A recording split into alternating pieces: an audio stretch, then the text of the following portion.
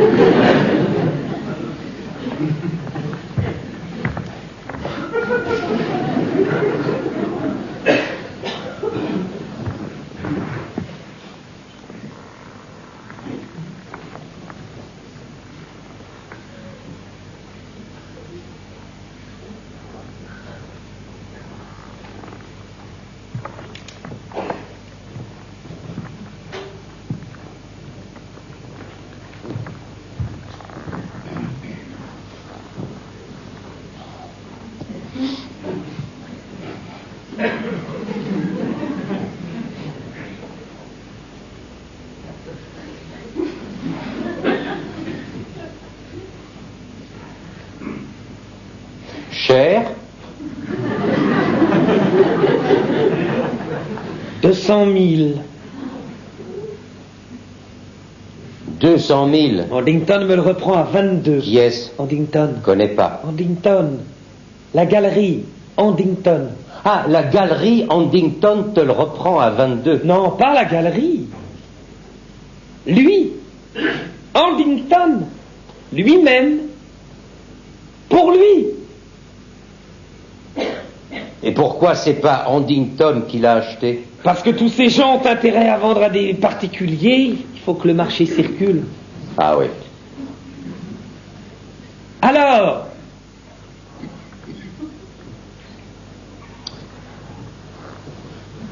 tu n'es pas bien là. Regarde-le d'ici.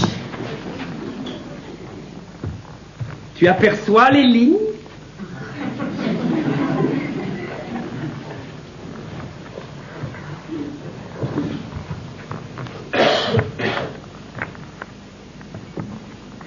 Comment s'appelle le Peintre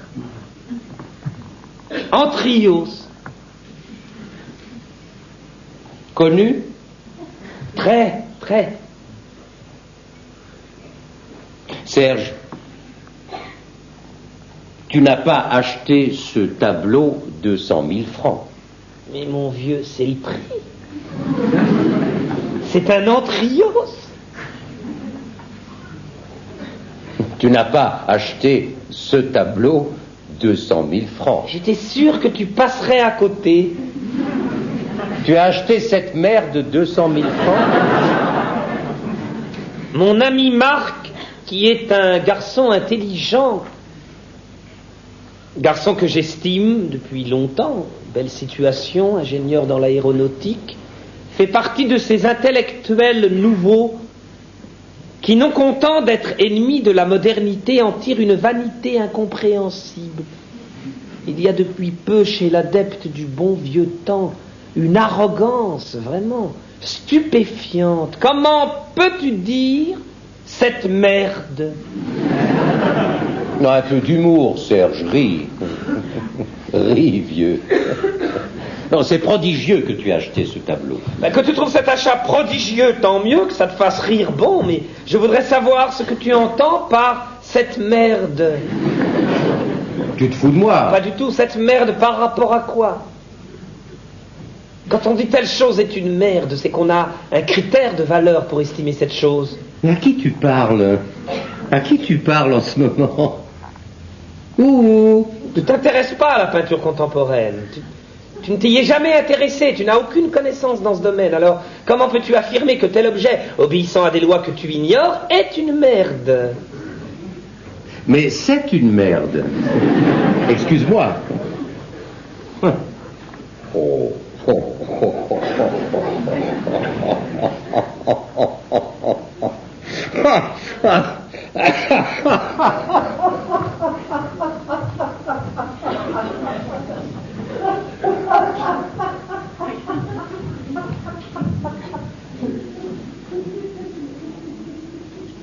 Il n'aime pas le tableau.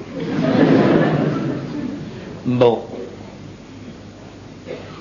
Aucune tendresse dans son attitude, aucun effort, aucune tendresse dans sa façon de condamner, un rire prétentieux, perfide, un rire qui sait tout mieux que tout le monde. J'ai haï ce rire.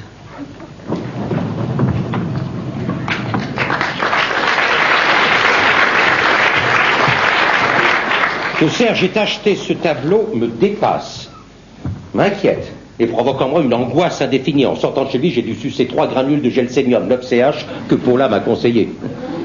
Et entre parenthèses, elle m'a dit gelsénium ou Ignacia. Donc tu préfères gelsénium ou Ignacia? Est-ce que je sais, moi? Car je ne peux absolument pas comprendre comment Serge, qui est un ami, a pu acheter cette toile. 200 000 francs. Un garçon aisé mais qui ne roule pas sur l'or. Aisé, sans plus. Aisé, bon. Qui achète un tableau blanc, 20 briques. Je dois en référer à Yvan, qui est notre ami commun. En parler avec Yvan. Quoique, Yvan est un garçon tolérant, ce qui en matière de relations humaines est le pire défaut. Bon, Yvan est tolérant parce qu'il s'en fout. Si Yvan tolère que Serge ait pu acheter une merde blanche, 20 briques, c'est qu'il se fout de Serge, c'est clair.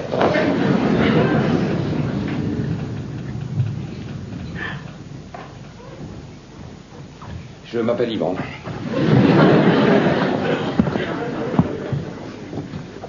Je suis un peu tendu car après avoir passé ma vie dans le textile, je viens de trouver un emploi de représentant dans une papeterie en gros. Je suis un garçon sympathique.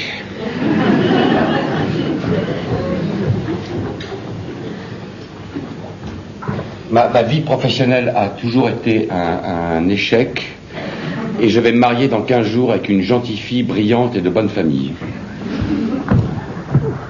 Qu'est-ce que tu fais? Je cherche le capuchon de mon feutre. Bon, ça suffit. Non mais je l'avais il y a 5 minutes. Mais c'est pas grave. Oui, bah si. Écoute, arrête, on achètera un autre. Bon, écoute, ce sont des feutres exceptionnels, tu peux dessiner sur toutes les matières avec ça. Ça m'énerve, tu peux pas savoir ce que les objets m'énervent. Je serrais ce capuchon il y a 5 minutes. Vous allez vous installer ici? Tu trouves bien pour un jeune couple? Un jeune couple?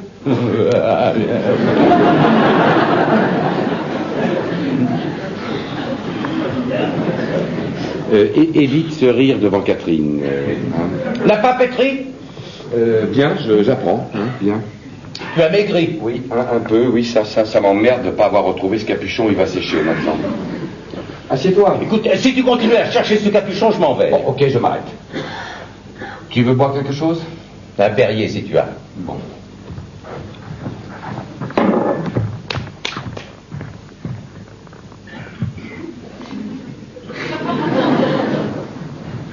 Tu as vu Serge ces derniers jours? Pas vu. Et toi? Vu. Hier. En forme? Très. Il vient de s'acheter un tableau. Ah bon? Beau. Blanc. Blanc? Blanc. Représente-toi une toile d'environ 1,60 m sur 1,20 m. Fond blanc, entièrement blanc. En diagonale, de fines rayures transversales blanches. Tu vois? Et peut-être une ligne horizontale, blanche, en complément vers le bas. Comment tu les vois Pardon? Les lignes blanches, puisque le fond est blanc, comment tu vois les lignes Parce que je les vois, parce que, mettons que les lignes soient légèrement grises, ou l'inverse, il y a des nuances dans le blanc. Le blanc est plus ou moins blanc. Mais ne t'énerve pas. Pourquoi tu t'énerves? Et tu cherches tout de suite la petite bête. Tu ne me laisses pas finir. Bon. Alors? Bon. Donc, tu vois le tableau. Je vois, oui. Maintenant, tu vas deviner combien Serge l'a payé. Qui est le peintre? Antrios. Tu connais? Non, il est coté? J'étais sûr que tu allais poser cette question. Logique? Mais non, c'est pas logique. Si, c'est logique. Tu me demandes de deviner le prix, tu sais bien que le prix est fonction de la cote du pain. Je ne te demande pas d'évaluer ce tableau en fonction de tel ou tel critère. Je ne te demande pas une évaluation professionnelle. Je te demande ce que toi, Yvan, tu donnerais pour un tableau blanc agrémenté de quelques rayures transversales blanc cassé. 0 centime. Bien. Et Serge? Non, articule un chiffre au hasard. 10 000 50 000 100 000 Non, vas-y. 15 20 20 briques. Non. Si. 20 briques. 20 briques. Il est dingue. N'est-ce pas? Remarque. Remarque quoi? Si ça lui fait plaisir. Il gagne bien sa vie. C'est comme ça que tu vois les choses, toi. Pourquoi tu les vois comment, toi? Tu ne vois pas ce qu'il y a de grave là-dedans? Non. C'est curieux que tu ne vois pas l'essentiel dans cette histoire. Tu ne perçois que l'extérieur.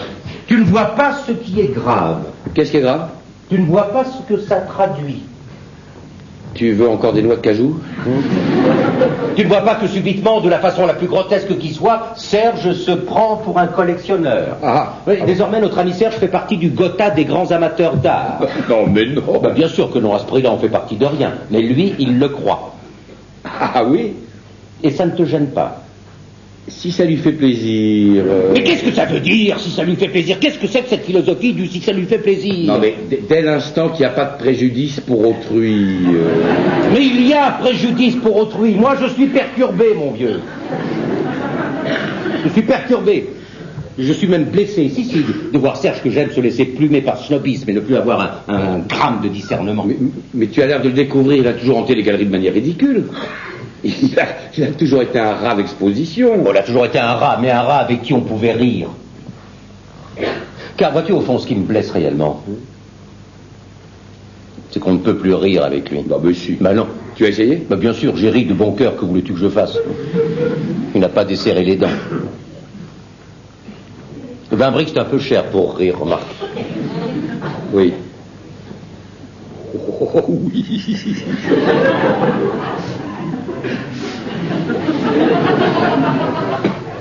Avec moi, il rira, hein. Ça m'étonnerait. Tu as encore des noix? Oui. Oui. Il rira. Tu verras.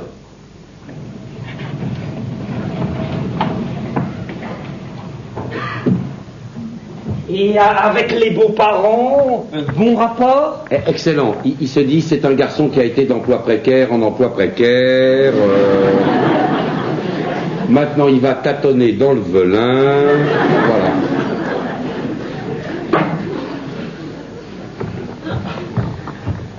Merci. Oui, dis donc, j'ai un truc sur la main, là. C'est quoi? C'est grave? Non. Non. Bon, tant mieux, alors... Quoi de neuf? Rien, beaucoup de travail, fatigué. Ça me fait plaisir de te voir, tu m'appelles jamais. J'ose pas te déranger. Tu plaisantes, tu laisses ton nom à ma secrétaire et je te rappelle tout de suite. Oui, non, tu as raison, tu as raison.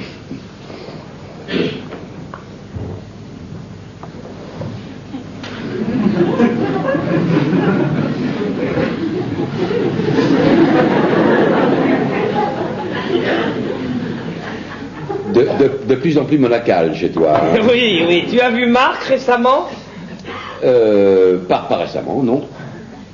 Tu l'as vu, toi? Oui, il y a 2-3 jours. Il va bien? Oui, sans plus. Ah bon? Non, mais il va bien. Je l'ai eu au téléphone la semaine dernière, il avait l'air bien. Hein. Oui, il va bien. Tu avais l'air de dire qu'il n'allait pas très bien. Pas du tout, je t'ai dit qu'il allait bien. Tu as dit sans plus. Oui, sans plus, mais il va bien.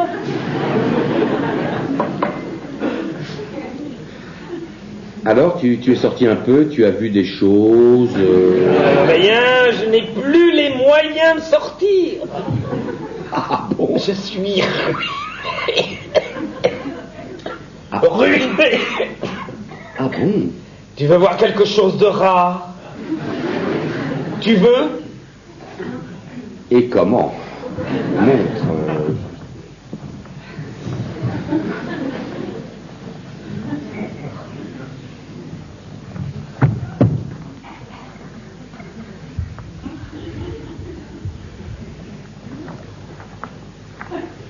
Ah oui. Ah oui. Antrios. Oui. Antrios des années 70, hein, attention, il a une période similaire en ce moment, mais celui-là, c'est un de 70. Ah oui, oui, bien sûr. Oui. Cher? Dans l'absolu, oui, en réalité, non. Il te plaît? Ah oui, écoute, oui. Alors là... Évident. Évident et en même temps... Paradoxal. Probablement...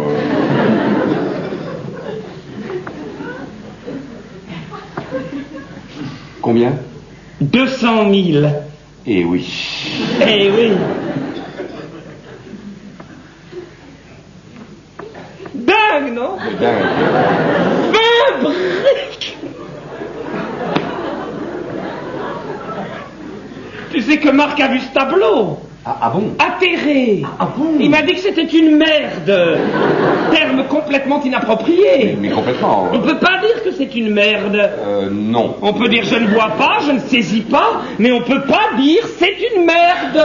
Non, mais tu as vu chez lui. Rien à voir, chez toi aussi. Enfin, je veux dire, tu t'en fous. Oui, non, mais lui, c'est un garçon classique, c'est un homme classique, comment veux-tu? Il s'est mis à rire d'une manière sardonique, sans l'ombre d'un charme, sans l'ombre d'un humour. Enfin, tu vas pas découvrir aujourd'hui que Marc est impulsif. Il n'a pas d'humour.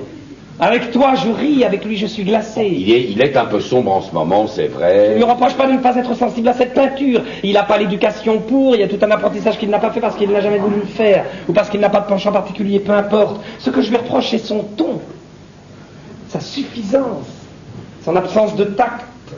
Je lui reproche son indélicatesse, et je lui reproche pas de ne pas s'intéresser à l'art contemporain. Je m'en fous.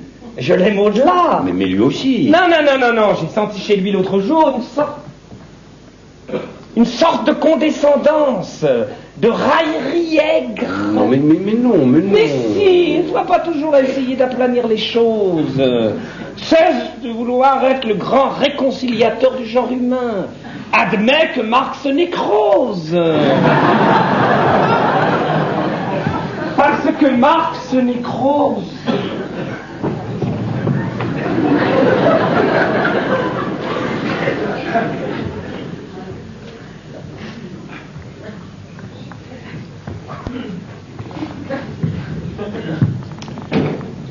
On arrive. Tu arrives. Non, on arrive. On arrive tous les deux. On arrive, je te le jure sur la tête de Catherine, on arrive ensemble tous les deux. Tu lui as dit que c'était une merde et vous avez ri. Non, je lui ai pas dit que c'était une merde. Hein. On arrive spontanément. Tu es arrivé, tu as vu le tableau, tu as ri, et lui a ri aussi. Si tu veux, oui. Enfin, après 2 ou 3 mots, c'est comme ça que ça s'est passé, oui. Et il a ri de bon cœur. Mais de très bon cœur.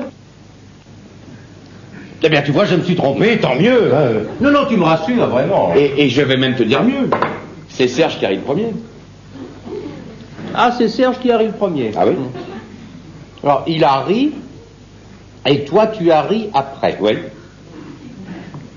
Mais lui, pourquoi il a ri?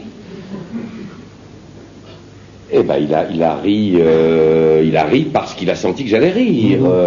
Il a ri pour me mettre à l'aise, si tu veux. Oui, mais ça ne vaut rien s'il a ri en premier. S'il a ri en premier, c'est pour désamorcer ton rire. Ça ne signifie pas qu'il riait de bon cœur. Mais il riait de bon cœur. Il riait de bon cœur, mais pas pour la bonne raison. C'est quoi déjà la bonne raison? J'ai un trouble. Il ne riait pas du ridicule de son tableau. Vous ne riez pas, lui et toi, pour les mêmes raisons. Toi, tu riais du tableau, et lui, il riait pour te plaire, pour se mettre à ton diapason. Pour te montrer qu'en plus d'être un esthète qui peut investir sur un tableau ce que tu ne gagnes pas toi en un an, il reste ton vieux pote iconoclaste avec qui on peut se marrer. Ah. Tu sais, Oui. Tu vas être étonné. Oui. Je n'ai pas aimé, hein, mais je n'ai pas détesté ce tableau. Ben évidemment, on ne peut pas détester l'invisible. On ne déteste pas le rien. Non, il y a quelque chose. Hein. Qu'est-ce qu'il y a? Non, il y a quelque chose. Ça n'est pas rien. Tu plaisantes. Mais absolument pas. Pas du tout. Moi, je suis pas aussi sévère que toi. Hein. C'est une œuvre. Il y a une pensée derrière ça. Une pensée? Il y a une pensée. Quelle pensée? C'est l'accomplissement d'un cheminement. Hein. Ça n'est pas un tableau peint par hasard, c'est une œuvre qui s'inscrit à l'intérieur d'un parcours. Bon, d'accord, ok, rigole. Allez.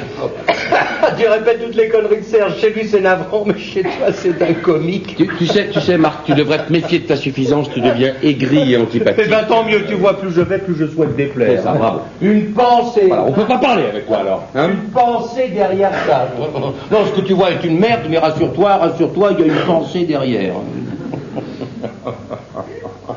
Tu crois qu'il y a une pensée derrière ce paysage? Non, hein, trop évocateur, trop dit, tout est sur la toile. Il ne peut pas y avoir de pensée. Tu t'amuses, là, c'est bien. Mais Yvan, exprime-toi en ton nom.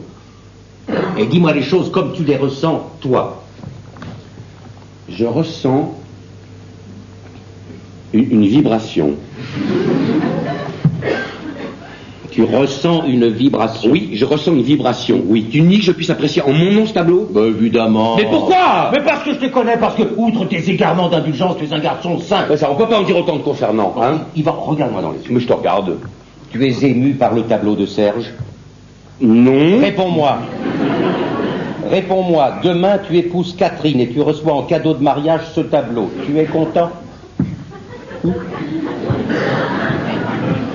Non, tu es content? Oui, mais bien sûr que je suis pas content.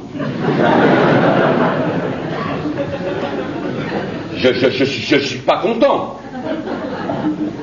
Et d'une manière générale, je suis pas un garçon qui peut dire je suis content. Je cherche un événement dont je pourrais dire de ça, je suis content. Es-tu content de te marier? M'a dit un jour bêtement ma mère. Es-tu seulement content de te marier? Sûrement, maman, sûrement. Comment ça, sûrement? On est content ou on n'est pas content? Que signifie sûrement?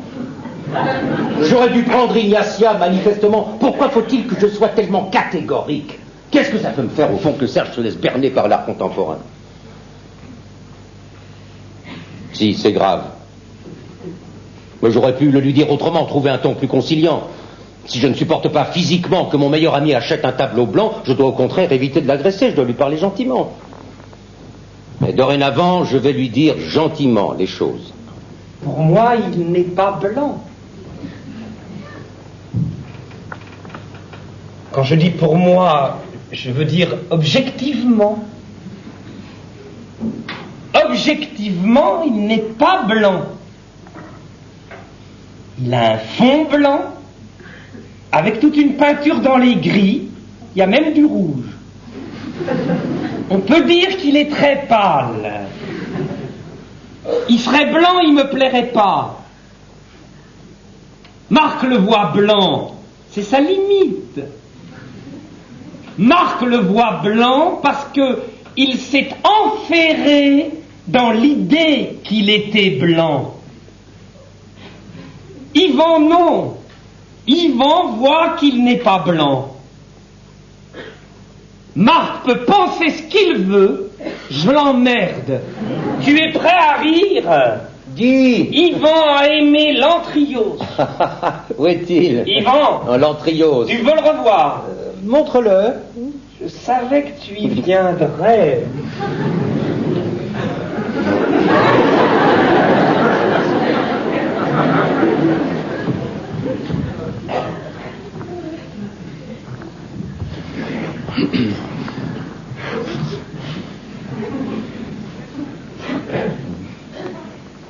Yvan a capté tout de suite. Bon, on va pas s'apesantir sur cette œuvre, hein, la vie est brève. Au fait, as-tu lu ça? Lis-le, chef-d'œuvre, modernissime. Tu lis ça, t'as plus besoin de lire autre chose. Entre le cabinet et l'hôpital, Françoise qui a décrété que je devais voir les enfants tous les week-ends, nouveauté de Françoise, les enfants ont besoin de voir leur père. Je n'ai plus le temps de lire, je suis obligé d'aller à l'essentiel. Et comme en peinture, finalement, où tu as avantageusement éliminé forme et couleur, ces deux scories. Oui, encore que je puisse aussi apprécier une peinture plus figurative, ton hippo flamand, par exemple, très agréable. Qu'est-ce qu'il a de flamand? C'est une vue de Carcassonne. Oui, mais il a un petit goût flamand, la fenêtre, la vue, peu importe, il est très joli. Oh, il vaut rien, tu sais. En ça, on s'en fout. Hein, d'ailleurs, Dieu seul sait combien vaudra un jour l'antriose.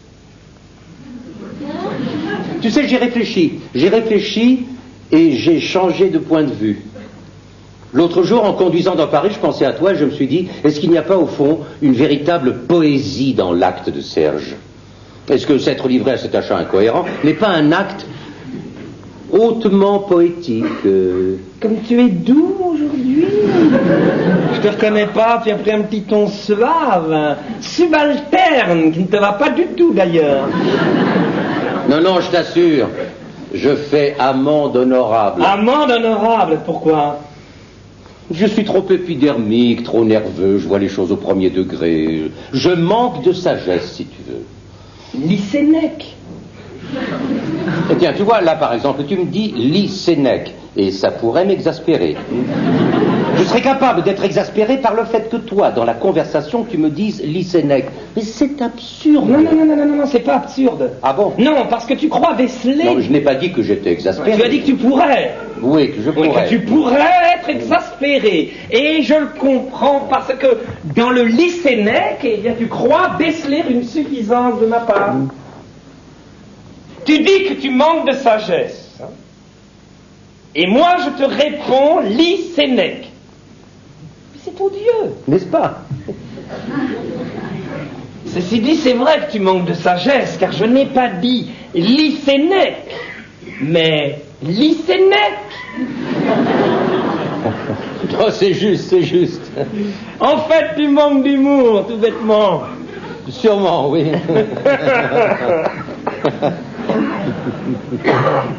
Alors, tu manques d'humour, pour de vrai, mon vieux. On est tombé d'accord là-dessus avec Yvan l'autre jour. Tu manques d'humour, mais qu'est-ce qu'il fout, celui-là, incapable d'être à l'heure? C'est infernal, on a raté la séance. Hein.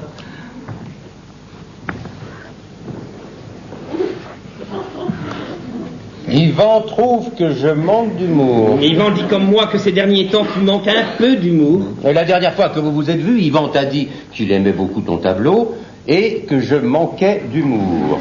Ah oui, ça, le tableau, beaucoup, vraiment, puis sincèrement en plus. Hein. Qu'est-ce que tu manges? Ignatia. Tu crois à l'homéopathie maintenant? Je crois à rien.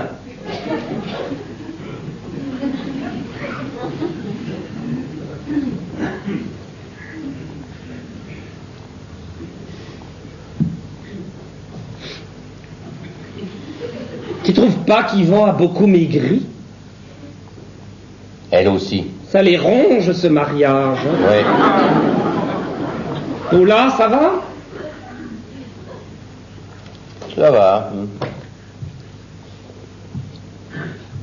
Tu vas le mettre où? Je sais pas encore. Là, trop ostentatoire. Tu vas l'encadrer? Non, Pourquoi? ça ne s'encadre pas. Ah bon? Volonté de l'artiste. Il y a un entourage, ça ne doit pas être arrêté. Viens voir. Tu vois? C'est du sparadrap? Non, c'est une sorte de craft confectionné par l'artiste. C'est amusant que tu dises l'artiste. Tu veux que je dise quoi? Bah, tu dis l'artiste, tu pourrais dire le peintre, ou comment il s'appelle, Antrios. Oui. Non, tu dis l'artiste, comme une sorte de... Enfin bref, ça n'a aucune importance. Qu'est-ce qu'on voit? Essayons de voir quelque chose de consistant pour une fois. Il est 8 heures, on a raté toutes les séances. C'est inimaginable que ce garçon, il a rien à foutre, hein, t'es d'accord, soit continuellement en retard. Mais enfin, qu'est-ce qu'il fout? Allons dîner. Il est 8h05, on avait rendez-vous entre 7h et 7h30. Tu voulais dire quoi? Je dis l'artiste comme quoi? Non, rien, j'allais dire une connerie. Mais non, dis. Non, tu dis l'artiste comme une entité intouchable, l'artiste, une sorte de divinité. Mais pour moi, c'est une divinité. Tu crois pas que j'aurais claqué cette fortune pour un vulgaire mortel? Là, sûrement pas. Hein. Lundi, je suis allé à Beaubourg. Tu sais combien il y a d'entrios à Beaubourg? 4. 4 entrios à Beaubourg. Épatant. Et le mien n'est pas le moins beau. Écoute, je te propose quelque chose. Si Yvan n'est pas là dans exactement 3 minutes, on fout le camp. Hein, j'ai découvert un excellent Lyonnais. Et pourquoi tu es à cran comme ça? Je ne suis pas à cran. Mais si tu es à cran. Je ne suis pas à cran, enfin. Si, je suis à cran. Parce que c'est inadmissible, ce laxisme. Cette incapacité à la contrainte. En fait, c'est moi qui t'énerve. Et tu te venges sur le pauvre Yvan. Le pauvre Yvan, tu te fous de moi? Tu ne m'énerves pas. Pourquoi tu m'énerverais? Il m'énerve. C'est vrai, il m'énerve. Il a un petit ton douceâtre, un petit sourire entendu derrière chaque mot. On dirait qu'il s'efforce de rester aimable. Ne reste pas aimable, mon petit vieux. Ne reste pas aimable, surtout. Serait-ce l'Antrios? L'achat de l'Antrios qui aurait déclenché cette gêne entre nous? Un achat qui n'aurait pas eu sa caution. Mais je me fous de sa caution. Je me fous de ta caution, Marc. Serait-ce l'Antrios? L'achat de l'Antrios? Non, le mal vient de plus loin.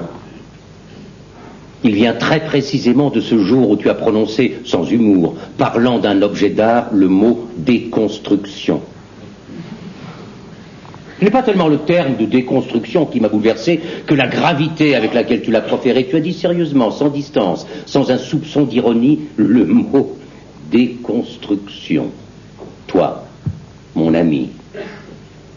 Ne sachant comment affronter la situation, j'ai lancé que je devenais misanthrope et tu m'as rétorqué « Mais qui es-tu? D'où parles-tu? D'où es-tu en mesure de t'exclure des autres ?» m'a rétorqué Serge de la manière la plus infernale et la plus inattendue de sa part. « Qui es-tu, mon petit Marc, pour t'estimer supérieur ?» Ce jour-là, j'aurais dû lui envoyer mon poing dans la gueule. Et lorsqu'il aurait été gisant au sol, moitié mort, lui dire « Et toi, qui es-tu comme ami? Quelle sorte d'ami es-tu, Serge, qui n'estime pas son ami supérieur ?» Un Lyonnais, tu dis? Lourd, non? Un peu grave, là, non? Saucisse, non? Tu crois? Ah, 8h12. Oui. Alors, dramatique, problème insoluble, dramatique, les deux belles-mères veulent figurer sur le carton d'invitation. Catherine adore sa belle-mère, qui l'a quasiment élevée. Elle la veut sur le carton, elle la veut. La belle-mère n'envisage pas, c'est normal, la mère est morte, de ne pas figurer à côté du père. Moi, je hais la mienne. Il est hors de question que ma belle-mère figure sur le carton. Mon père ne veut pas y être si elle n'y est pas, à moins que la belle-mère de Catherine n'y soit pas non plus, ce qui est rigoureusement impossible. Bon, j'ai suggéré qu'aucun parent n'y soit. Après tout, nous n'avons plus 20 ans. Nous pouvons présenter notre union et inviter les gens nous-mêmes. Catherine a hurlé, arguant que c'était une gifle pour ses parents qui payaient prix d'or la réception, et spécifiquement pour sa belle-mère, qui s'était donné tant de mal alors qu'elle n'était même pas sa fille. Bon, finalement, je finis par me laisser convaincre totalement contre mon gré, mais par épuisement. J'accepte donc que ma belle-mère, que je hais, qui est une salope, figure sur le carton. Je téléphone à ma mère pour la prévenir et je lui dis « Maman, j'ai tout fait pour éviter ça.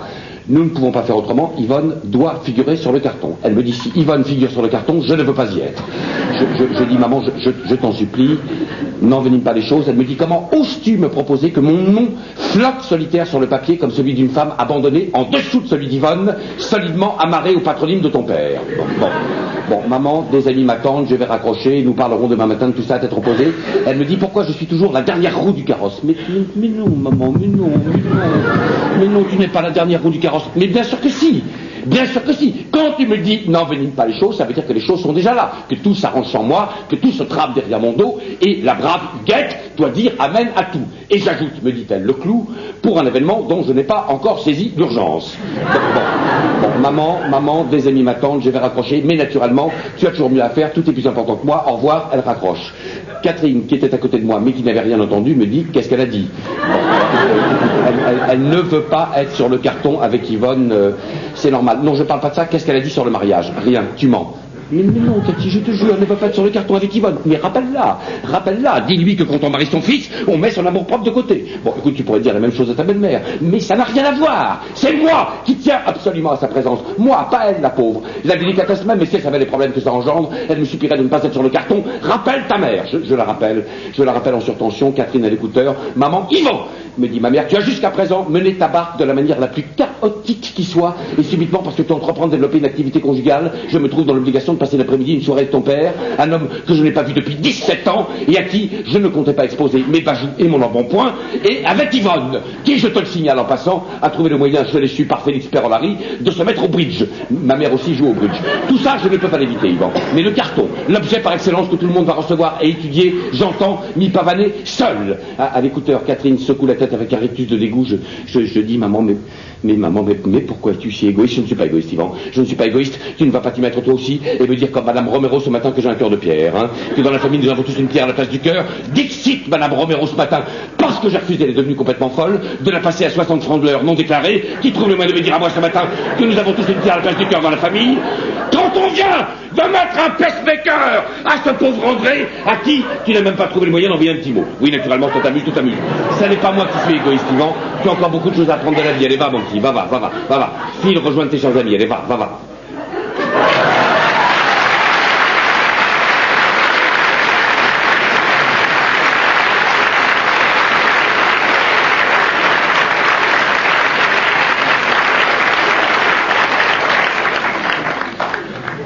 Et alors? Rien n'est résolu, j'ai raccroché.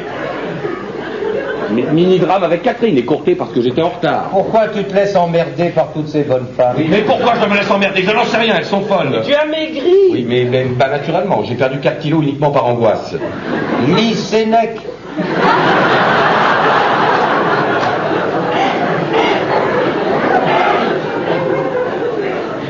La vie heureuse, et ben voilà ce qu'il me faut, tiens. Il dit quoi, lui? Chef-d'œuvre. Ah bon? Il l'a pas lu. Ah bon? Non, mais Serge m'a dit chef-d'œuvre tout à l'heure. J'ai dit chef-d'œuvre parce que c'est un chef-d'œuvre. Oui. C'est un chef-d'œuvre. Pourquoi tu prends la mouche? Tu as l'air d'insinuer que je dis chef-d'œuvre à tout bout de champ. Moi, pas du tout. Si, tu dis ça avec une sorte de ton narquois. Du tout. Si, chef-d'œuvre avec un ton. Mais il est fou, mais pas du tout. Par contre, tu as ajouté le mot modernissime. Oui, et alors? Quand tu as dit modernissime, comme si moderne était le nec plus ultra du compliment, comme si parlant d'une chose on ne pouvait pas dire plus haut, plus définitivement haut que moderne. Et alors? Alors rien. Et je ne fais pas mention du issime, tu as remarqué, modernissime. Tu me cherches aujourd'hui? Mais non. Vous n'allez pas vous engueuler, ça serait le comble, hein. Tu trouves pas extraordinaire qu'un homme qui a écrit il y a presque 2000 ans soit toujours d'actualité? C'est le propre des classiques. Question de mots. Bon, alors, qu'est-ce qu'on fait? Le cinéma, c'est foutu, j'imagine, désolé. On va dîner, non? Serge m'a dit que tu étais très sensible à son tableau. Écoute, je suis assez sensible à ce tableau, pas toi, je sais. Non. Allons dîner. Serge connaît un Lyonnais succulent. Tu trouves ça trop gras? Je trouve ça un peu gras, mais je veux bien essayer. Mais non, si tu trouves ça trop gras, on va ailleurs. Non, je veux bien essayer. On va dans ce restaurant, si ça vous fait plaisir.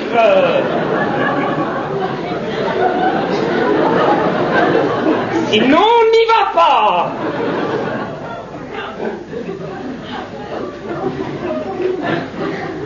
Tu veux manger lyonnais, toi?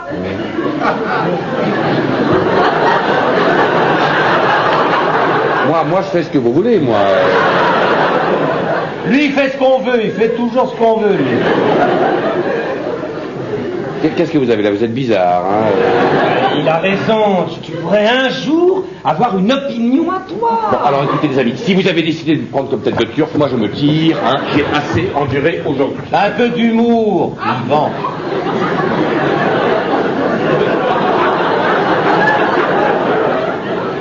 Hein? Un peu d'humour. Vieux. Un peu d'humour, ben je vois pas ce que ça a de drôle, un peu d'humour, tu es marrant, toi. Je trouve que tu manques un peu d'humour ces derniers temps. Méfie-toi, regarde-moi. Mais qu'est-ce que tu as? Tu trouves pas que je manque aussi un peu d'humour ces derniers temps? Oh oui, oh là. Bon, allez, ça suffit. Prenons une décision. Pour dire la vérité, j'ai même pas faim. Écoutez, vous êtes vraiment sinistre, hein, ce soir. Tu veux que je te donne mon avis sur tes histoires de bonnes femmes?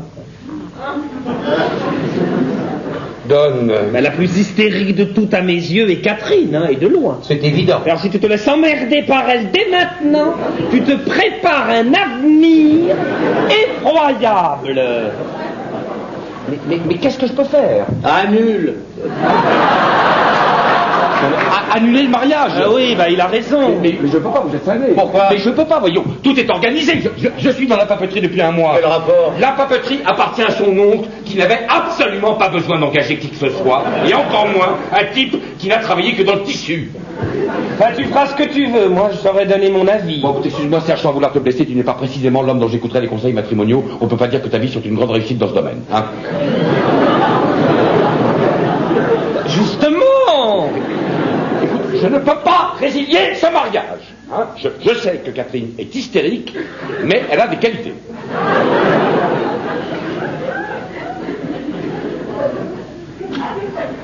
Des qualités qui sont prépondérantes quand on épouse un garçon comme moi. Tu vas le mettre où? Je ne sais pas. Pourquoi tu le mets pas là? Parce que là, il est écrasé par la lumière du jour. Ah oui. Oh oui. Ah oui, tu sais, aujourd'hui j'ai pensé à toi. Au magasin, on a reproduit 500 affiches d'un type qui peint des fleurs blanches, complètement blanches, sur un fond blanc.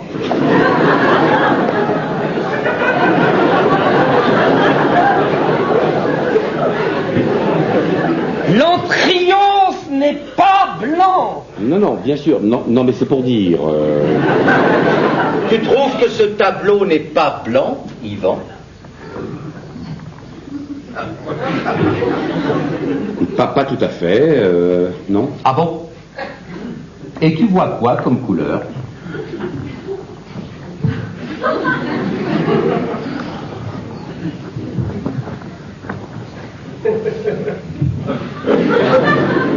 Je vois les couleurs. Je vois du jaune, du gris, des lignes un peu ocre. Et tu es ému par ces couleurs? Oui.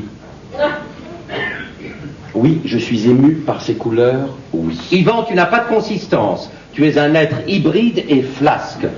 Mais pourquoi t'es agressif avec Yvan comme ça? Parce que c'est un petit courtisan servile bluffé par le fric. Bluffé par ce qu'il croit être la culture. Culture que je vomis définitivement d'ailleurs. Mais qu'est-ce qui te prend? Comment peux-tu, Yvan, devant moi, Yvan? Mais devant toi, quoi? Oui, ces couleurs me touchent, ne t'en déplaise. Mais cesse de vouloir tout régenter. Comment peux-tu dire devant moi que ces couleurs te touchent? Parce que c'est la vérité. La vérité? Oui. Ces couleurs te touchent? Oui, ces couleurs me touchent. Ces couleurs te touchent, Yvan? Ces couleurs le touchent. Il a le droit. Non, il n'a pas le droit. Comment il n'a pas le droit? Il n'a pas le droit. Je n'ai pas le droit. Non. Mais pourquoi il n'a pas le droit? Tu sais que t'es pas bien en ce moment. Tu devrais consulter. Il n'a pas le droit de dire que ces couleurs le touchent parce que c'est faux. Ces couleurs ne me touchent pas. Mais il n'y a pas parler, mais parle pour toi, Oh, mais quel avilissement, Yvan. Mais qui es-tu, Marc? Mais qui es-tu pour imposer ta loi? Un type qui n'aime rien, qui méprise tout le monde, qui met son point d'honneur à ne pas être un homme de son temps. Qu'est-ce que ça veut dire être un homme de son temps? Ok, d'accord, ciao, moi je me tire. Et où tu vas? Je me tire, je vois pas pourquoi je serais obligé de supporter vos vapeurs. Reste, tu vas pas commencer à te draper. Si tu t'en vas, tu lui donnes raison. Un homme de son temps est un homme qui vit dans son temps. Ah, quelle connerie! Comment un homme peut-il vivre dans un autre temps que le sien? Non, mais explique-moi. Un homme de son temps, c'est quelqu'un dont on dira dans 20 ans, dans 100 ans qu'il est représentatif de son époque. Pourquoi faire? Comment, pourquoi faire? À quoi me sert qu'on dise au moins un jour il a été représentatif de son époque? Mais mon vieux, c'est pas de toi dont il s'agit, mon pauvre vieux, mais toi, on s'en fout. Un homme de son temps, comme je te le signale, la plupart de ceux que tu apprécies, est un apport pour l'humanité. Un homme de son temps n'arrête pas l'histoire de la peinture et une vue hypo-flamande de Cavaillon. Carcassonne! C'est pareil. Un homme de son temps participe à la dynamique intrinsèque de l'évolution. Oui, ça c'est bien d'après toi. Ça n'est ni bien ni mal. Pourquoi veux-tu moraliser? C'est dans la nature des choses. Tiens, toi par exemple, tu participes à la dynamique intrinsèque de l'évolution. Oui. Et Yvan? Mais non, un être hybride ne participe à rien. Yvan, à sa manière, est un homme de son temps. À quoi tu vois ça chez lui? Pas à la croûte qu'il a au-dessus de sa cheminée. Écoute, ça n'est pas du tout une croûte. Hein. Si, c'est une croûte. Non, mais non, écoute, Enfin, Yvan est représentatif d'un certain mode de vie, de pensée tout à fait contemporain, comme toi d'ailleurs. Tu es typiquement, je suis navré, un homme de ton temps. Et en réalité, plus tu souhaites le paraître, et plus tu l'es. Alors tout va bien, où est le problème? Le problème est uniquement pour toi qui mets ton point d'honneur à vouloir t'exclure du cercle des humains et qui ne peut y parvenir. Tu es comme dans les sables mouvants, plus tu cherches à t'extraire, plus tu t'enfonces. Présente tes excuses à Yvan. Yvan est un lâche.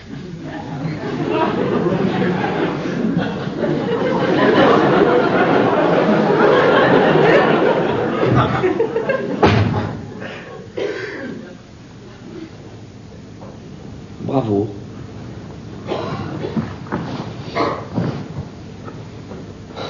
On ferait mieux de ne pas se voir du tout ce soir. Je ferais mieux de partir moi aussi. Possible. Bon. Tu sais que c'est toi qui es lâche. Tu t'attaques à un garçon qui est incapable de se défendre, tu le sais très bien. Tu as raison. Tu as raison, et ce que tu viens de dire ajoute à mon effondrement. Tu vois, subitement, je ne comprends plus, je ne vois plus ce qui me relie à Yvan. Je ne comprends plus de quoi est faite ma relation avec ce garçon. Yvan a toujours été ce qu'il est. Non, il avait une folie, il avait une incongruité. Il était fragile, mais il était désarmant par sa folie. Et moi? Toi, quoi? Tu sais ce qui te relie à moi? Une question qui pourrait nous entraîner assez loin. Allons-y.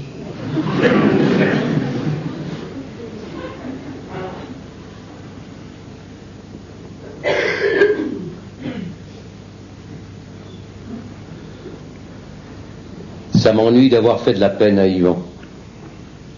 Ah, enfin une parole légèrement humaine dans ta bouche. D'autant que la croûte qu'il a au-dessus de sa cheminée, je crains que ça ne soit son père qui l'ait peinte. Ah bon? Oui. Oh merde. Oui. Oui, mais toi aussi tu lui as dit que c'était... Oui, mais je m'en suis souvenu en le disant. Oh merde. Oh. Le retour d'Yvan. L'ascenseur est occupé. Je m'engouffre dans l'escalier et je pense, tout en dégringolant, lâche, hybride, sans consistance, je me dis je reviens avec un flingue et je le bute. Il verra si je suis fasque et servile. J'arrive au rez-de-chaussée. Je me dis, mon petit vieux, tu n'as pas fait 6 ans d'analyse pour finir par buter ton meilleur ami. Tu n'as pas fait 6 ans d'analyse pour ne pas percevoir derrière cette démence verbale un mal-être profond. Je réamorce une remontée et je me dis, tout en gravissant les marches du pardon, Marc appelle au secours.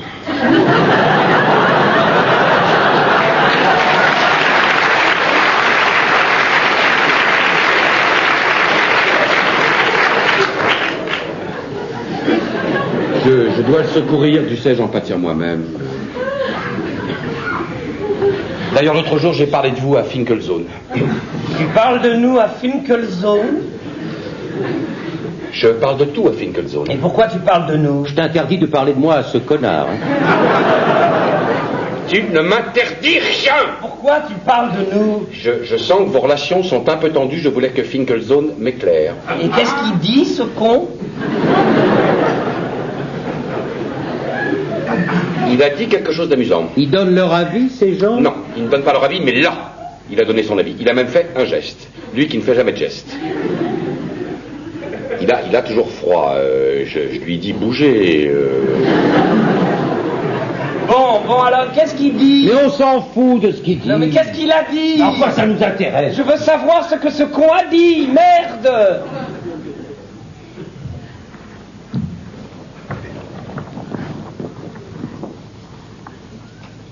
Vous voulez savoir? Tu as pris des notes? J'ai noté parce que c'est compliqué.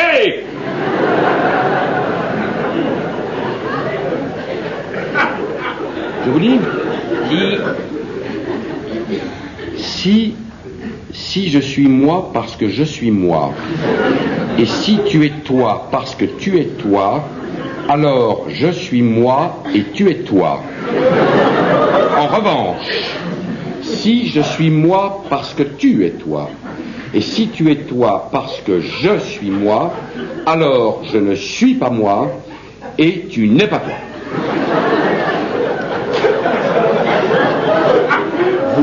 Vous comprendrez que j'ai dû l'écrire. Tu le payes combien?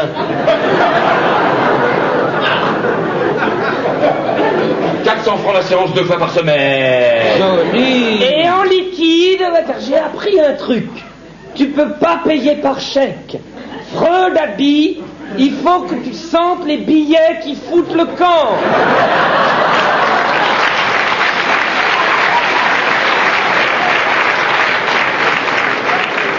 Tu as de la chance d'être coaché par ce type. Ah oui, et tu seras gentil de nous recopier cette formule. Ah oui.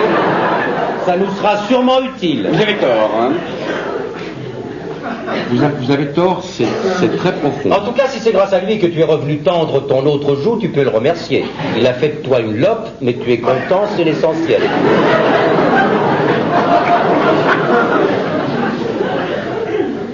Tout ça parce qu'il ne veut pas croire que j'apprécie ton entriose. Hein? Je me fous de ce que vous pensez de ce tableau, toi comme lui. Écoute, plus je le vois, plus je l'aime. Oh, Je t'assure. je propose qu'on cesse de parler de ce tableau, une bonne fois pour toutes, ok? C'est une conversation qui m'intéresse pas. Mais pourquoi tu te blesses comme ça, Je me blesse pas, vous avez exprimé vos opinions, bien. Le sujet est clos. Tu vois que tu le prends mal. Je le prends pas mal, je suis fatigué. Serge, si tu te blesses, ça signifie que tu es suspendu au jugement d'autrui. Je suis fatigué, Marc. À vrai dire, je suis au bord de l'ennui avec vous, là, en ce moment. Hein.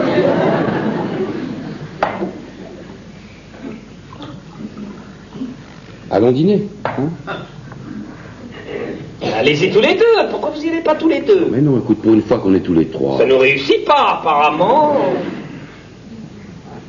Écoutez, je comprends pas ce qui se passe. Enfin, calmons-nous.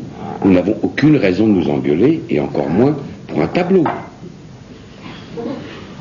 Tu as conscience que tu jettes de l'huile sur le feu avec tes calmons-nous et tes manières de curé. C'est nouveau, ça. Vous n'arriverez pas à m'entamer, hein?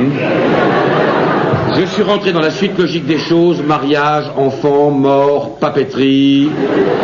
Qu'est-ce qui peut m'arriver? Tu m'impressionnes, je vais aller chez ce Finkelzone. Mais tu peux pas, il est complet, tu peux pas.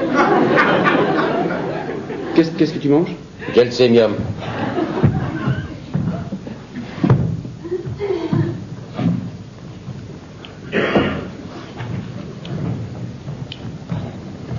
Nous ne sommes pas dignes de le regarder.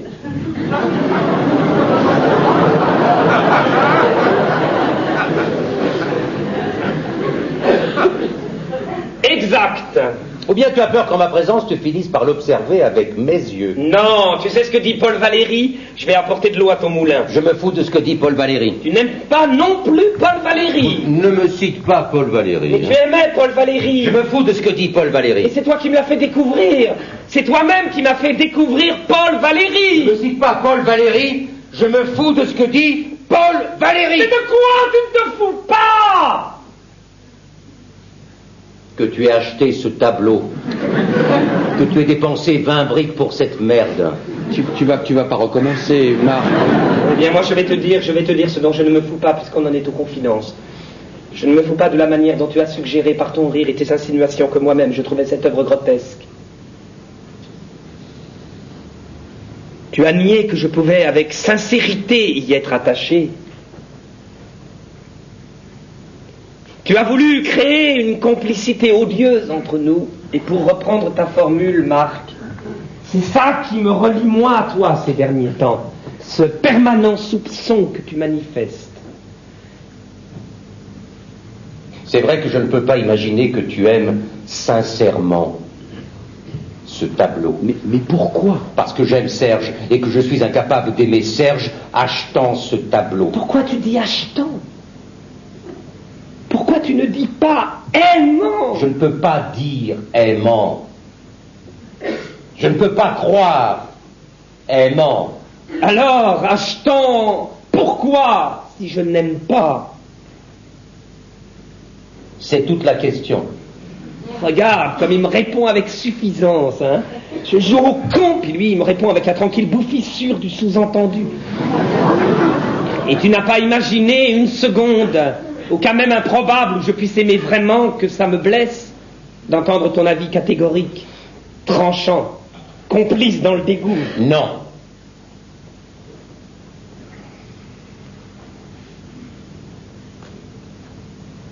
Quand tu m'as demandé ce que je pensais de Paula,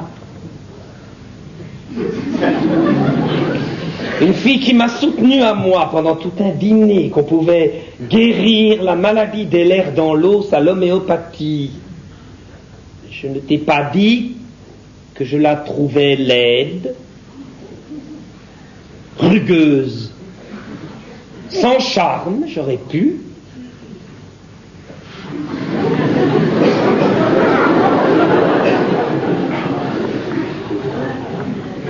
C'est ce que tu penses de Paula? À ton avis? Non. Il ne pense pas ça. On ne peut pas penser ça de Paula. Hein. Réponds-moi. Tu vois l'effet que ça fait. Est-ce que tu penses ce que tu viens de dire sur Paula? Au-delà même. Non, mais non. Au-delà, Serge, au-delà du rugueux. Non, peux-tu m'expliquer l'au-delà du rugueux? Quand ça te touche personnellement, la saveur des mots est plus amère, on dirait. Serge, explique-moi l'au-delà du rugueux. Ne prends pas son givre, je vais te répondre. Ne serait-ce que sa manière de chasser la fumée de cigarette.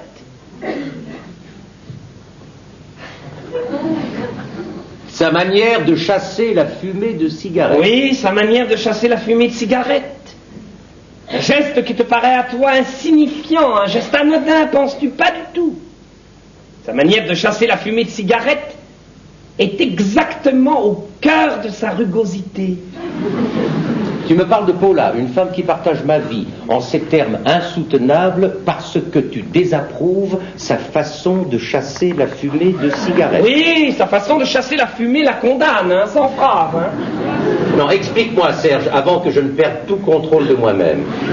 C'est très grave ce que tu es en train de faire. Mais n'importe quelle femme dirait, excusez-moi, la fumée me gêne un peu, pourriez-vous déplacer votre cendrier? Non, elle ne s'abaisse pas à parler. Elle dessine son mépris dans l'air. Un geste calculé, une lassitude un petit peu méchante, hein, un mouvement de main qu'elle veut imperceptible et qui sous-entend fumer, fumer, fumer, c'est désespérant, mais à quoi bon le relever? Et qui fait que tu te demandes si c'est toi ou la cigarette qui la dispose. Tu exagères. Tu vois, il dit pas que j'ai tort, il dit que j'exagère. Il ne dit pas que j'ai tort. Sa façon de chasser la fumée de cigarette révèle une nature froide, condescendante, fermée au monde, ce que tu tends toi-même à devenir. C'est dommage, c'est vraiment dommage que tu sois tombé sur une femme aussi négative. Paula n'est pas négative. Retire tout ce que tu viens de dire, Serge. Non. Mais si... Retire ce que tu viens de dire. Retire, hein, retire, c'est ridicule. Pour la dernière fois, je te somme de retirer ce que tu viens de dire.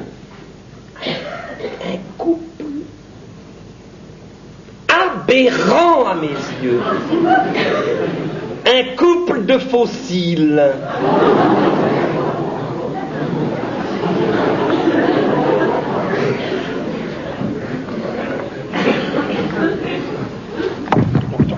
Je veux voir ça, s'il te plaît, Yvan. Toi, Yvan, s'il te plaît. S'il te plaît. Toi. Oh,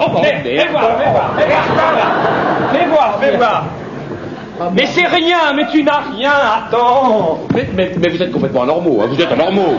Deux garçons normaux qui deviennent complètement cinglés. Mais ne t'énerve pas, mais ça dessus pendant une minute. J'ai vraiment mal. Ça se trouve, m'est crevé le tympan. Mais non. Oui, non. Qu'est-ce que tu en sais? Tu n'es pas au Torino. Mais ne t'énerve pas. Des amis comme vous, des types qui ont fait des études. Ne t'énerve pas. Tu ne peux pas démolir quelqu'un parce que tu n'aimes pas sa façon de chasser à fumer des cigarettes. Si. Non, ça n'a aucun sens.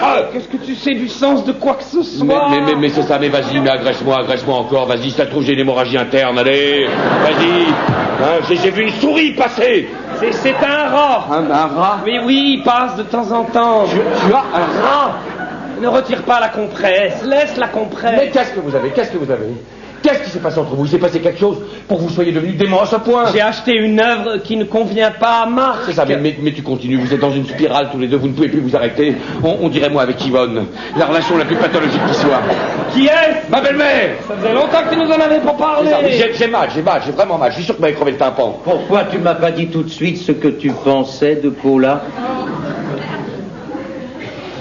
Vous voulez pas te peiner? Non. Quoi? Non. Non, quand je t'ai demandé ce que tu pensais de Paula, tu m'as répondu, vous vous êtes trouvés.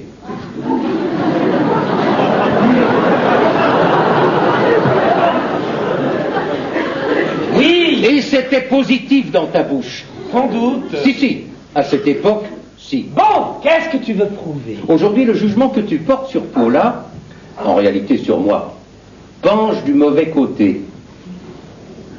Comprends pas. Mais si, tu comprends. Non. Depuis que je ne peux plus te suivre dans ta furieuse, quoi crescente, appétence de nouveauté, je suis devenu condescendant. Fermé au monde, fossilisé. Ça me vrille, là, ça me vrille. J'ai une vrille qui m'a traversé le cerveau, là. Tu veux une petite goutte de cognac? Tu crois, si j'ai un truc détraqué dans le cerveau, tu crois pas que l'alcool est contre-indiqué? Tu préférerais une aspirine? Non, j'aime pas trop ça, non, franchement. Alors dis-moi, qu'est-ce que tu veux? Non, mais ne vous occupez pas de moi. Continuez votre conversation absurde, ne vous intéressez pas à moi. C'est difficile. Vous pourriez avoir une oncette de compassion, non?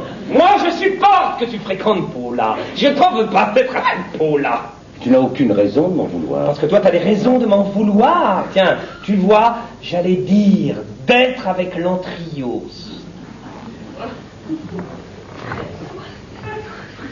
Oui.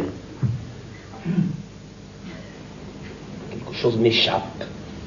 Je ne t'ai pas remplacé par Paula.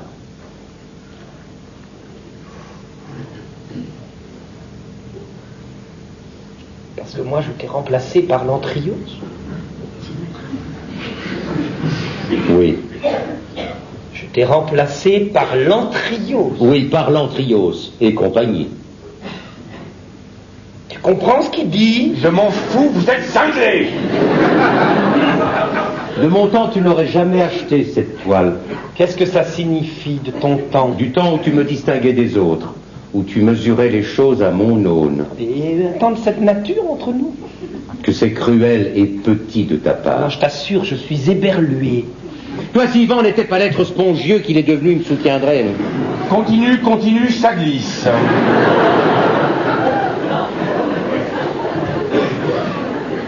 Ah, il fut un temps où tu étais fier de m'avoir pour ami. Tu te félicitais de mon étrangeté, de ma propension à rester hors du coup. Tu aimais exposer ma sauvagerie en société, toi qui vivais si normalement, j'étais ton alibi. Mais à la longue, il faut croire que cette sorte d'affection se tarit. Sur le tard, tu prends ton autonomie. J'apprécie le sur le tas. Et je hais cette autonomie, la violence de cette autonomie. Tu m'abandonnes. Je suis trahi.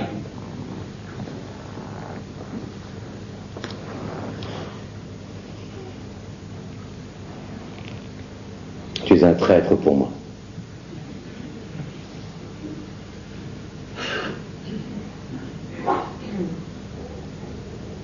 t'es mon mentor, si je comprends bien.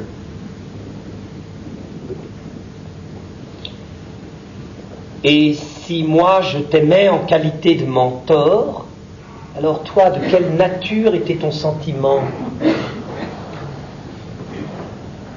Tu le devines? Oui, mais je voudrais te l'entendre dire.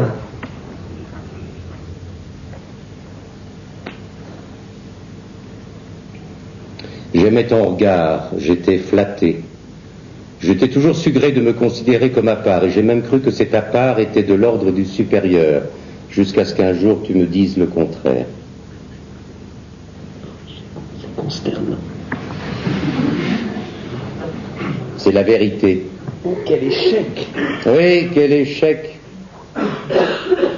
Quel échec! Pour moi surtout, toi tu t'es découvert une autre famille. Ta nature idolâtre a trouvé d'autres objets. L'artiste, la déconstruction. C'est quoi la déconstruction? Toi, tu ne connais pas la déconstruction? Demande à Serge, il domine très bien cette notion. Pour me rendre lisible une œuvre absurde, tu es allé chercher ta terminologie dans le registre des travaux publics. Ah, tu souris. Tu vois, quand tu souris comme ça, je reprends espoir. Quel con. Mais réconciliez-vous, écoutez. Passons une bonne soirée. Tout ça est risible. Non, c'est de ma faute, on ne s'est pas beaucoup vu ces derniers temps, j'étais absent, tu t'es mis à fréquenter le haut de gamme, les Rops, les Després-Coudert, et ce dentiste, Guy Allier, c'est lui qui t'a...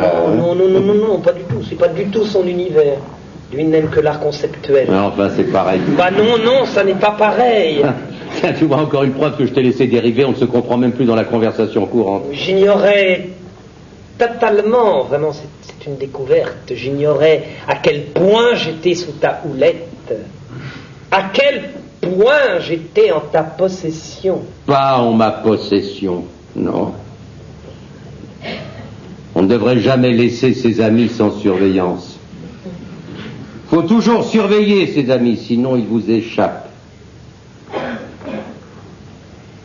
Tiens, regarde ce malheureux Yvan, qui nous enchantait par son comportement débridé et que nous avons laissé devenir peureux, papetier, bientôt mari. Un garçon qui nous apportait sa singularité et qui s'escrime maintenant à la gommette. Qui nous apportait. Est-ce que tu réalises ce que tu dis? Toujours en fonction de toi. Apprends à aimer les gens pour eux-mêmes, Marc. Qu'est-ce que ça veut dire pour eux-mêmes?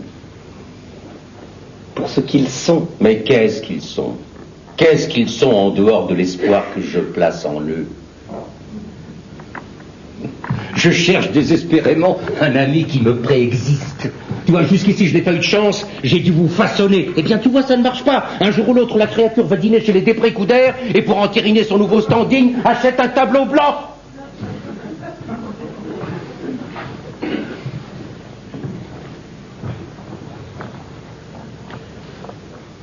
Donc, voici au terme d'une relation de 15 ans. Ouais. Minable. Tu vois, si on était arrivé à se parler normalement, enfin, si j'étais parvenu à m'exprimer en gardant mon calme... Oui. Non. Ah si, parle, qu'on échange, ne serait-ce qu'un mot dépassionné.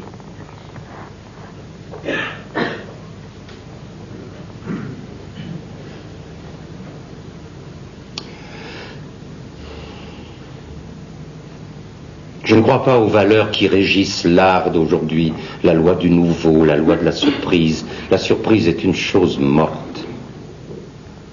Morte à peine conçue, Serge. Bon. Et alors? C'est tout.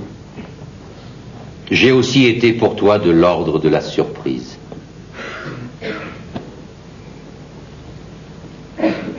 Qu'est-ce que tu racontes? Une surprise qui a duré un certain temps, je dois dire. Finkelzone est un génie. Je vous signale qu'il avait tout compris. J'aimerais que tu cesses d'arbitrer, Yvan, et que tu cesses de te considérer à l'extérieur de cette conversation. Tu veux m'y faire participer? Pas question, quoi, ça me regarde. Moi, j'ai déjà le tympan crevé, réglé vos comptes tout seul. Tu vois, Yvan, ce que je ne supporte pas chez toi en ce moment, outre ce que je t'ai déjà dit et que je pense, c'est ton désir de nous niveler. Égaux, tu nous voudrais pour mettre ta lâcheté en sourdine. Égaux dans la discussion, égaux dans l'amitié d'autrefois. Mais nous ne sommes pas égaux, Yvan. Tu dois choisir ton camp. Mais il est tout choisi. Parfait. J'ai pas besoin d'un supporter. Tu ne vas pas rejeter le pauvre garçon. Mais pourquoi on se voit si on se hait?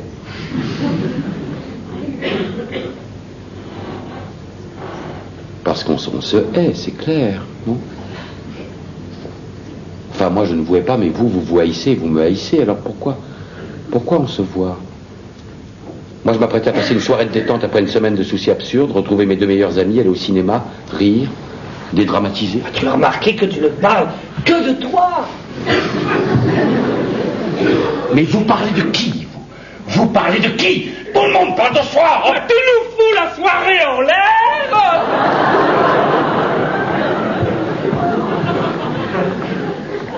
Je vous fous la soirée en l'air? Bah oui.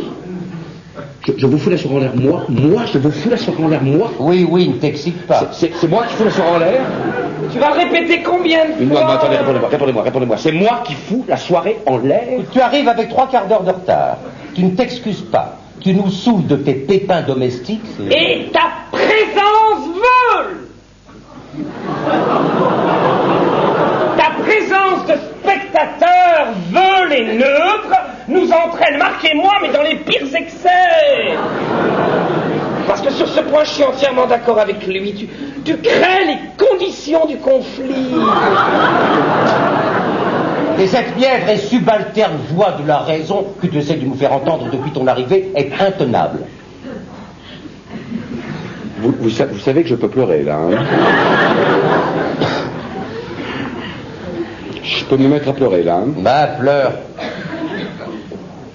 Pleure? Vous me dites pleure? Tu as toutes les raisons de pleurer. Tu vas épouser une gorgone et tu perds des amis que tu croyais éternels.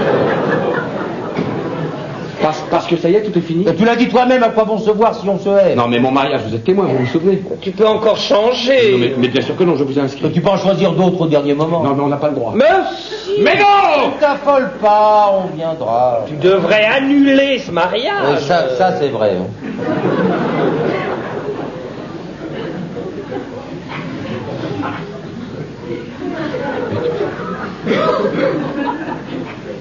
Mais qu'est-ce que je vous ai fait, merde? Mais c'est ignoble ce que vous faites, c'est ignoble. Enfin, vous auriez pu vous engueuler après le 12. Non, vous vous arrangez pour gâcher mon mariage. Un mariage qui est déjà une calamité, enfin, qui m'a fait perdre 4 kilos. Vous le ruinez définitivement. Les deux seules personnes qui me procuraient un embryon de satisfaction s'arrangent pour s'entretuer. Tu crois que j'aime les pochettes perforées? Les rouleaux adhésifs? Tu crois qu'un homme normal a envie un jour de vendre des chemises plastiques d'eau à soufflet?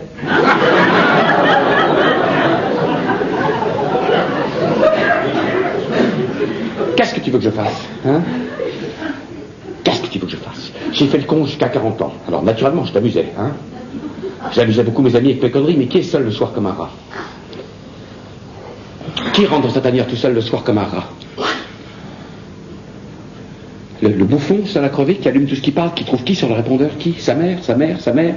Ne te mets pas dans un état pareil. Ne te mets pas dans un état pareil? Mais qui m'a mis dans cet état, hein? J'ai pas vos froissements d'âme, moi. Qui je suis? Je suis un type qui n'a pas de poids. Je suis un type qui n'a pas d'opinion. Je suis un ludion, moi. J'ai toujours été un ludion. Calme-toi. Ne me dis pas calme-toi, hein. J'ai aucune espèce de raison de me calmer. Si tu veux me rendre fou, dis-moi calme-toi. Calme-toi est la pire chose que tu puisses dire à quelqu'un qui a perdu son calme, hein.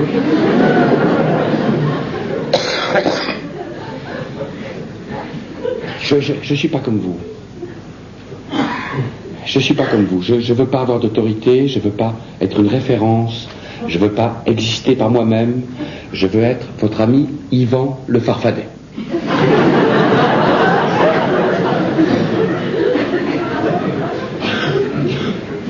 Yvan le farfadet.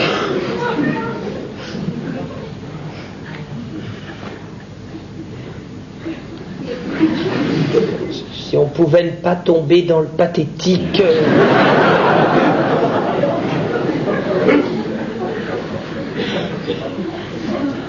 J'ai terminé.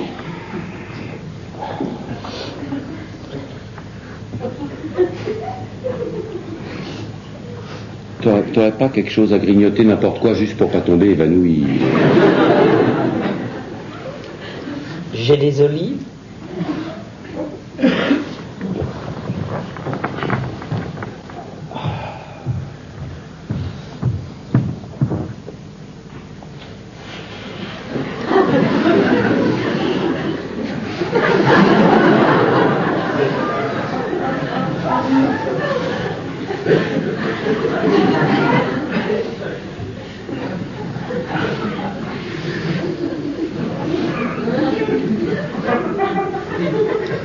Tu en veux?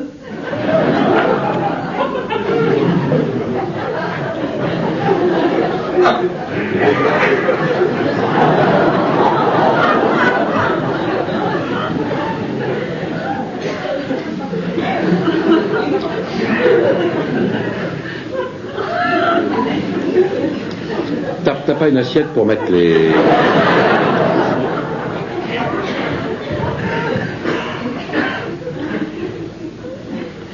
En arriver à de telles extrémités, un cataclysme pour un panneau blanc.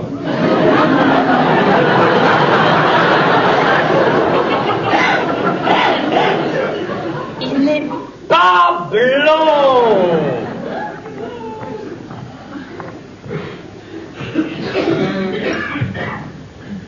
Une merde blanche.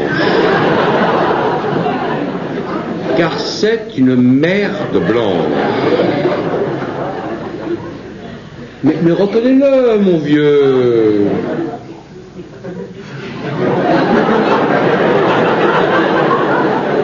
C'est insensé ce que tu as acheté.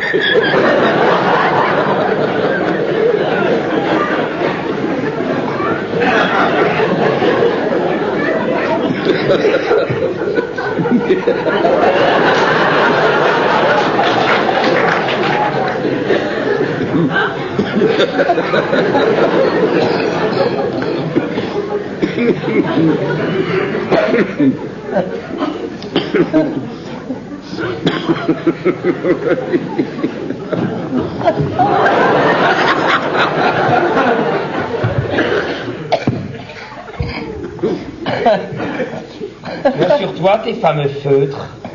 Pourquoi? Tu vas pas dessiner sur le tableau? Là, si tu n'as pas. Attends, oui. Un bleu. Donne.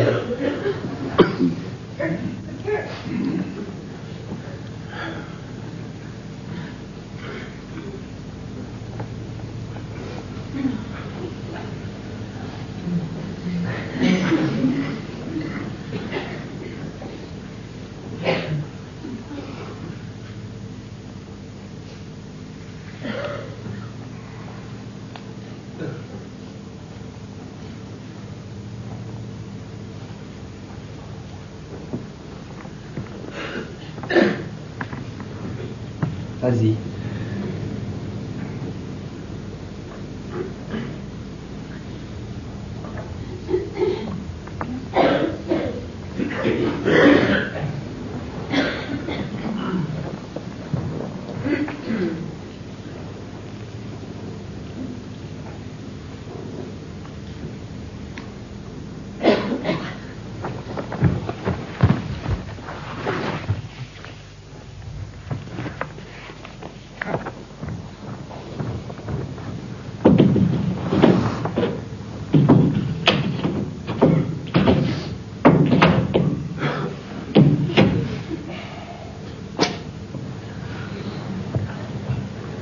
Vas-y.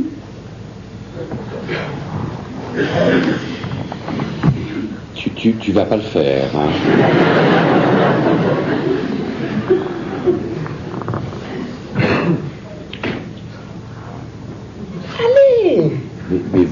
chevaliers tous les deux.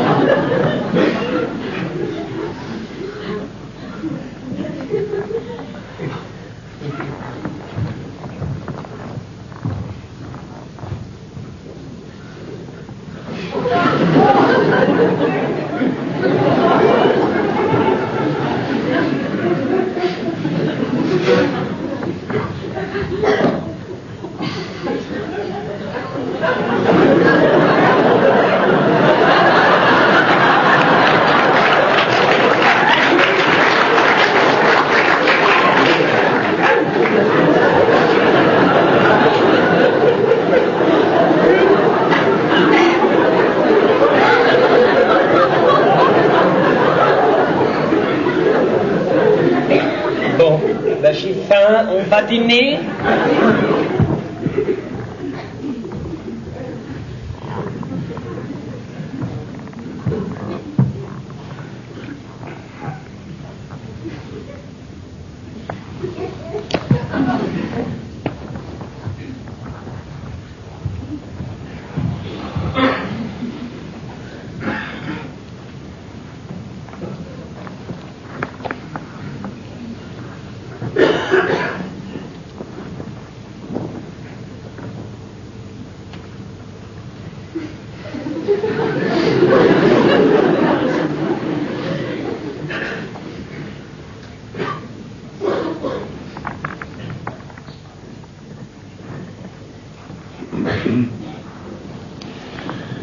Le lendemain du mariage, Catherine a déposé au cimetière Montparnasse, sur la tombe de sa mère morte, son bouquet de mariée et un petit sachet de dragées. Alors je me suis éclipsé pour pleurer derrière une chapelle, et le soir, en repensant à cet acte bouleversant, j'ai encore sangloté dans mon lit en silence. Je dois absolument parler à Finkelzone de ma propension à pleurer. Je pleure tout le temps, ce qui est anormal pour un garçon de mon âge. Ça a commencé, ou du moins s'est manifesté clairement, le soir du tableau blanc chez Serge. Après que Serge ait montré à Marc par un acte de pure démence qu'il tenait davantage à lui qu'à son tableau, nous sommes allés dîner chez Émile. Et chez Émile, Serge et Marc ont pris la décision d'essayer de reconstruire une relation anéantie par les événements et les mots. Et à un moment donné, l'un de nous a employé l'expression « période d'essai ». Et j'ai fondu en larmes.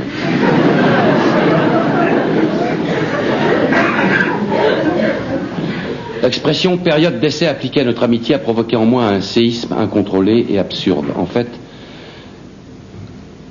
je supporte plus aucun discours rationnel. Tout ce qui a fait le monde, tout ce qui a été beau et grand dans le monde n'est jamais né d'un discours rationnel.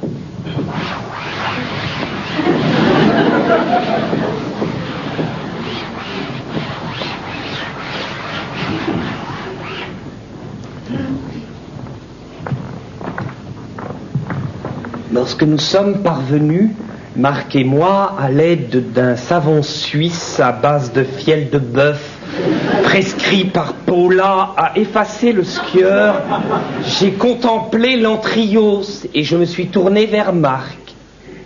Savais-tu que les feutres étaient lavables? Non, m'a répondu Marc, non, non. Et toi? Moi non plus, ai-je répondu, très vite, en mentant. Sur l'instant, j'ai failli lui répondre, moi je le savais, mais pouvais-je entamer notre période d'essai par un aveu aussi décevant?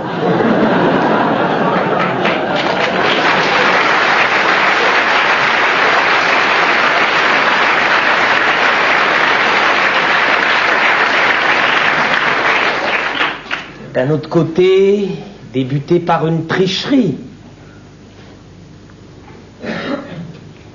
Tricherie, n'exagérons rien. D'où me vient cette vertu stupide? Pourquoi faut-il que les relations soient si compliquées avec Marc? Sous les nuages blancs, la neige tombe. On ne voit ni les nuages blancs, ni la neige, ni la froideur et l'éclat blanc du sol. Un homme, seul, à ski, glisse. La neige tombe jusqu'à ce que l'homme disparaisse et retrouve son opacité. Mon ami Serge, qui est un ami depuis longtemps, a acheté un tableau. C'est une toile d'environ 1,60 m sur 1,20 m. Elle représente un homme qui traverse un espace et qui disparaît.